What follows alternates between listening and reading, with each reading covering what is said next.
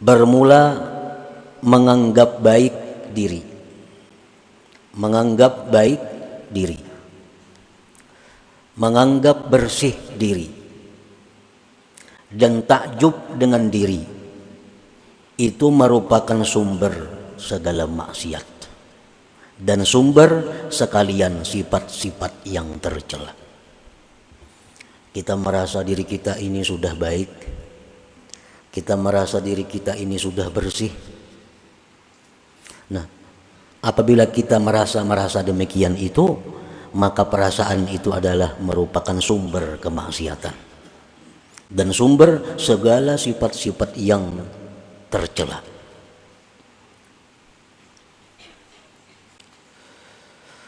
Paman istahsanaha wa zakkaha wa a'jabaha istaulat alaihi al-ghaflah wa man istaulat alaihi al-ghaflah ghalabathu syahwah wa man ghalabat alaihi syahwah waqa'a fil ma'asi. Barang siapa yang merasa sudah baik dirinya, merasa dirinya sudah bersih, maka berkuasalah atasnya kelalaian, kelingahan.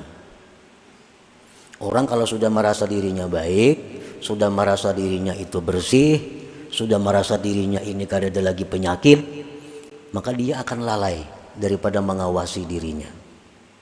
Dia akan malas menambah ilmu pengetahuan. Dia akan malas menambah amaliyah-amaliyah karena sudah menganggap dirinya baik. Orang yang merasakan dirinya sudah baik, orang yang merasa dirinya sudah bersih, dia akan lalai. Dan orang yang lalai itu dikalahkan oleh syahwat, oleh keinginan-keinginan yang negatif, yang tidak baik. Dan barang siapa yang dikalahkan oleh syahwatnya, oleh keinginan-keinginan jahatnya, maka dia pasti akan terjatuh di dalam kemaksiatan. Nah, para muhibbin rahimakumullah, Allah Subhanahu wa taala berfirman, "Fala tuzakku anfusakum huwa a'lam biman ittaqa." Dengan tegas Allah berfirman, jangan kamu menganggap bersih diri kamu. Jangan merasa harap, jangan merasa sudah pak alimnya, jangan merasa sudah pembanyaknya ibadah, jangan merasa tinggi ilmu. Allah yang tahu siapa-siapa orang yang takwa kepadanya itu. Nah, jadi memuji diri itu berarti adalah menganggap dirinya baik. Setiap orang yang memuji dirinya, maka berarti dia menganggap dirinya baik. Bila menganggap dirinya itu baik, maka orang ini pasti akan jatuh dalam kemaksiatan. Rasulullah sallallahu alaihi wasallam bersabda, "Salasun muhlikat." Ujar Nabi, ada 3 yang membinasakan. Salah satunya beliau menjawab, wa i'jabul mar'i binafsih. Takjubnya seseorang dengan dirinya sendiri.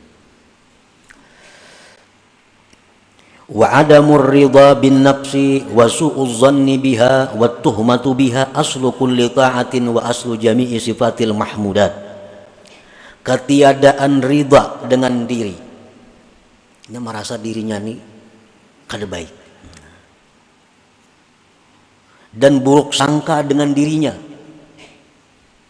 buruk sangka dengan diri sendiri, dan tidak percaya dengan diri sendiri, itu merupakan sumber segala taat, dan sumber sifat-sifat yang terpuji. Kalau kita merasa kotor, kalau kita merasa banyak penyakit, kalau kita merasa diri ini hina, nah itu adalah sumber kebaikan, sumber segala sifat yang terpuji.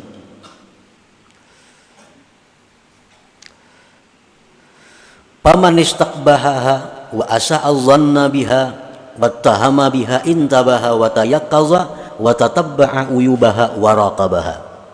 Barang siapa yang merasa dirinya itu jahat dan dia berburuk sangka dengan dirinya, dan dia tidak percaya dengan dirinya, maka dia akan bangun, dia akan jaga, dan dia akan mencari penyakit-penyakit dirinya dan akan mengawasi dirinya. dan itu adalah sumber segala ketaatan. Nah, para muhibbin rahimakumullah, jadi artinya bahwa kita ini disuruh memandang diri ini kotor, disuruh memandang diri kita ini banyak punya penyakit-penyakit rohani, dan memang banyak punya penyakit. Memang kita banyak punya penyakit-penyakit yang mesti diobati, yang mesti diawasi.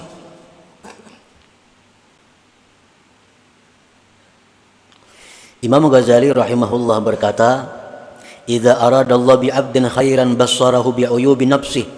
Apabila Allah menghendaki seorang hamba itu menjadi seseorang yang baik, Allah perlihatkan penyakit-penyakit dirinya.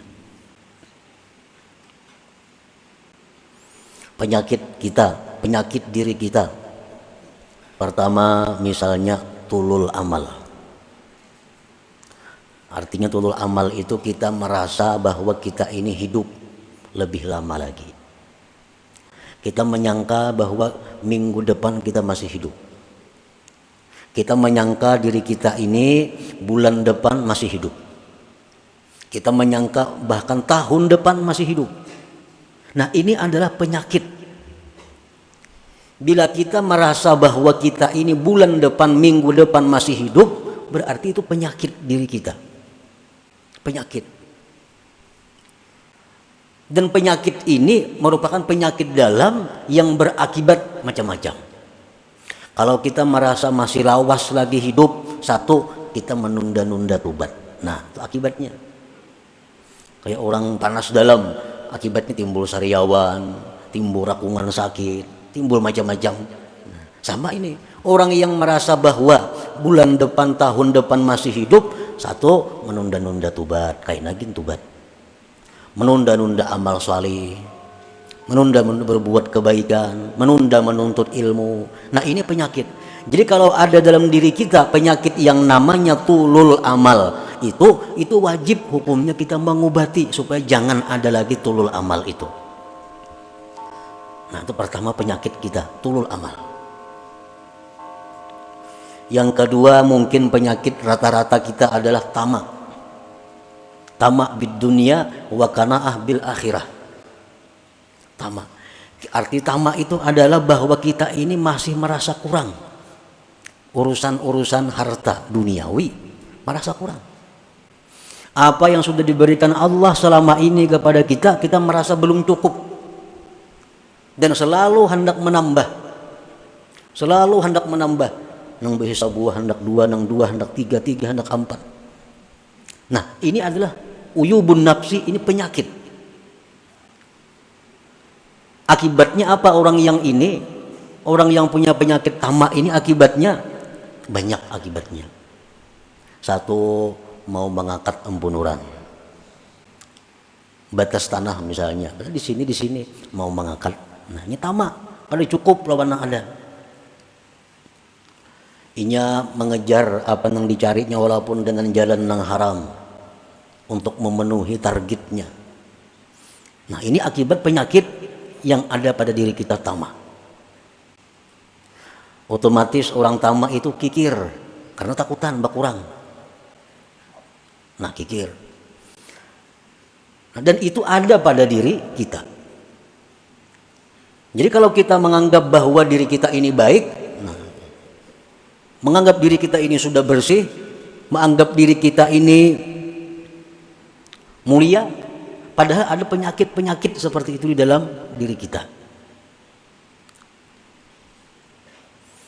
Penyakit yang ada dalam diri kita lagi ada riya, sudah ada riya. Beramal, beribadah itu bukan karena Allah. Ada juga orang beramal, beribadah itu karena Allah, tapi minta dibalas di dunia. Riya juga. Orang baca surah Waqiah mudahan dapat rezeki berlimpah ruah. Orang membaca amalan ini supaya jadi orang dimuliakan oleh manusia. Orang baca amalan wirid ini supaya dihormati oleh manusia. Walaupun dia itu karena Allah, tapi tujuannya manfaat amalan itu dalam dunia. Nah, ini pun kalau ada dalam diri kita penyakit.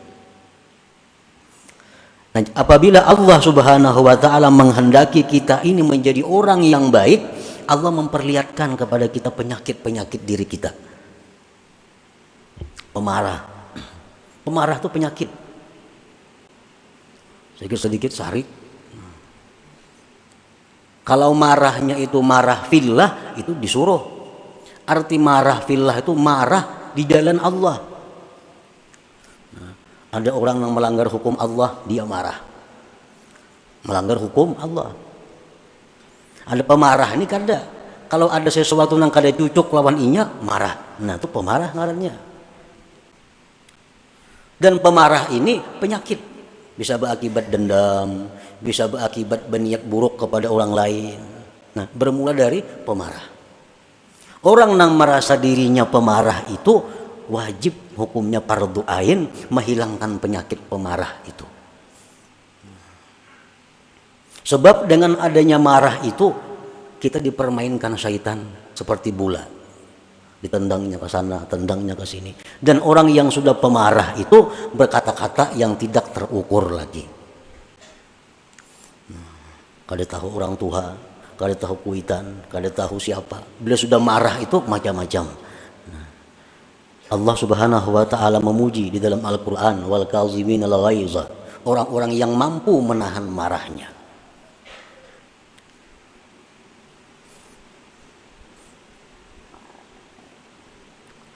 Nah, para muhibbin rahimakumullah, ada sombong dalam diri kita. Nah, semua itu penyakit, tetapi penyakit ini selama kita masih hidup, nah, belum kelihatan, belum terasa. Begitu kita mati, maka penyakit ini akan menjadi serigala, menjadi kala, menjadi ular yang menggigit kita. Penyakit itu. Apabila Allah Subhanahu wa taala menghendaki kita ini menjadi orang yang baik, Allah perlihatkan kepada kita tentang penyakit diri kita. Nah, jadi wajib kita nih berubat. Nah, kamana berubat lawan orang yang mengerti masalah itu. Pas'alu ahla dzikri in kuntum la ta'lamun. Nang mana pemarah berubat pang. Nah, ulun ini pemarah napa ubatnya nah? Napa ubatnya? Ulun ini pendendam, apa ya ubatnya supaya ampih pendendam itu? Ulun ini tulul amal, apa ya ubatnya supaya ampih tulul amal itu macam apa caranya? Jarang orang ada yang berubat seperti itu. Kalau sakit pinggang, loncat mencari tukang urut kemana-mana. Sakit awak, cari obat itu ini. Padahal sakit-sakit jasmani ini begitu kita mati tamat penyakitnya. Begitu kita mati hilang sakit. Tapi kalau penyakit rohani tadi, begitu kita mati, nah disitulah mulai timbul penyakit. Marah berubah menjadi kala, dendam berubah menjadi ular, ini berubah menjadi serigala yang selalu menggigit, menerkam kita. Dan itu berlaku sejak dicabutnya nyawa kita sampai kayaknya diperhitungkan oleh Allah Subhanahu wa taala.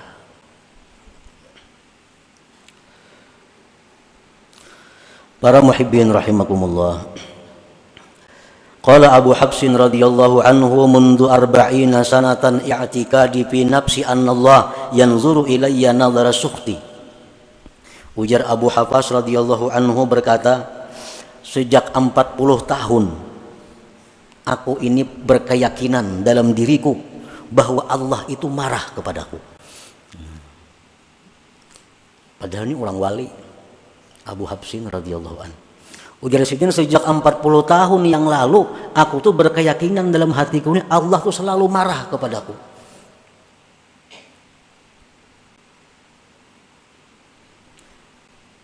Nah, jadi artinya apa? Bahwa beliau ini memandang bahwa diri Sidin itu kotor, diri Sidin itu penuh dengan penyakit sehingga Allah marah. Qala Junaid al-Baghdadi radhiyallahu anhu, la taskun ila nafsik wa indamat ta'atuha laka fi ta'ati rabbik. Ujar Imam Junaid al-Baghdadi, kamu jangan merasa tentram dengan diri engkau sekalipun selamanya diri engkau itu taat bagi engkau untuk taat kepada Allah. Padahal diri kita ini selama ini hakun tarus taat kepada Allah, hakun tarus menuntut ilmu. Diri kita hakun tarus beramal. Diri kita ini hakun tarus berbuat baik. Walaupun demikian, jangan kamu merasa tentram dengan diri itu. Karena satu saat diri ini bisa berubah menjadi yang jahat.